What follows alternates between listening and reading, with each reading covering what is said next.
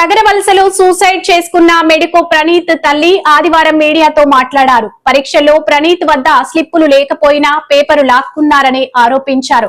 తర్వాత డీన్ వచ్చి 25 నిమిషాలు మాట్లాడాలన్నారు. నీకు ఇంకా లైఫ్ లేకుండా చేస్తా, డాక్టర్ ఎలా అవుతావో చూస్తా అని తిట్టారని తోటి విద్యార్థులు చెప్పారని అన్నారు. స్లిప్పులు కూడా లేకుండా ఏదో పర్సనల్ గర్జ్ ఉన్నట్టు వెళ్ళి డైరెక్ట్గా అబ్బాయి దగ్గరికి వెళ్ళి పేపర్ తీసుకున్నారు. బాబు 3 సార్లు వెళ్ళాడు ఆయన దగ్గరికి. సార్ ఇవ్వండి సార్ ఇవ్వండి సార్ అని బతిమలాడుతూనే ఉన్నాడు. ఇవ్వలా. సో ఓకే ఇవ్వలేదు, కూర్చున్నాడు. తర్వాత డీన్ సార్ వచ్చారు. పేపర్ తీసేసుకుంటే డీన్ రావాల్సిన అవసరం ఏముంది?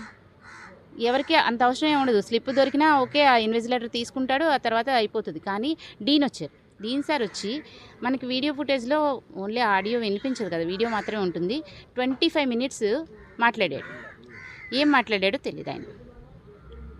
కానీ పిల్లలు చెప్పారు మాకు, ఆయన ఇలాగే నీకు ఇంకా లైఫ్ లేకుండా చూస్తాను, నీకు ఇంకా డాక్టర్ ఎలా అవుతావో చూస్తాను, అలాంటి మాటలు మాట్లాడి చాలా ఇబ్బంది పెట్టాడు. ఇంకా పర్సనల్గా కూడా చాలా తిట్టారు అని అంట.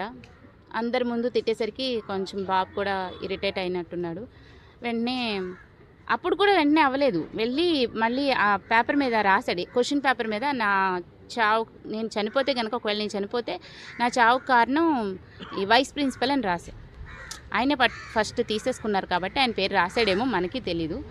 సో ఆయన అది చూశారంట, వైస్ ప్రిన్సిపల్ చూశారు ఆ పేపర్. చూసినప్పుడు అంటే ఆ అబ్బాయికి ఆ ఇంటెన్షన్ ఉంది అని చెప్పి ఆయన జాగ్రత్తగా కేర్ తీసుకుని పట్టుకోవాలి. కానీ పట్టుకోకుండా వదిలేశారు. ఆ అబ్బాయి